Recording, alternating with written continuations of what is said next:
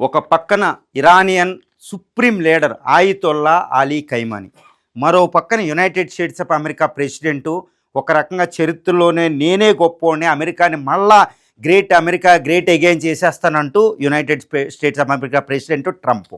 ఇప్పుడు ఏంటంటే ఇరాన్ ఈ యునైటెడ్ స్టేట్స్ ఆఫ్ అమెరికా యుద్ధం మహాయుద్ధంగా పరిణమించింది అనేది మనకు అర్థమైపోతుంది. దారుణమైన యుద్ధం జరుగుతుంది. ఈయన తగ్గడం లేదు, ఖైమానీ కూడా తగ్గడంలే, ఒకరికొకరు నిలబడ్డారు.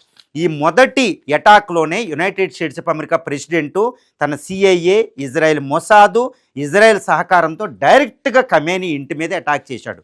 అదేవిధంగా యుఎస్ స్పెషల్ ఫోర్సెస్ ఎవరైతే వెనిజులాలో వెళ్ళి నికోలస్ మడ్యూరోని బంధించి తీసుకొచ్చారో వాళ్ళ స్పెషల్ ఫోర్సెస్ని ఇరాన్లో దించడం జరిగింది. ఖైమానీని అంతమొందించడమే, ఈవెన్ పట్టుకుని తీసుకురావడం కాదండి.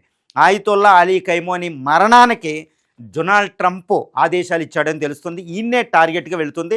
ఇప్పుడు ఈయన బంకర్లో వెళ్ళి చాలా సేఫ్గా ఉన్నారు. ఒకవేళ హతమవుతే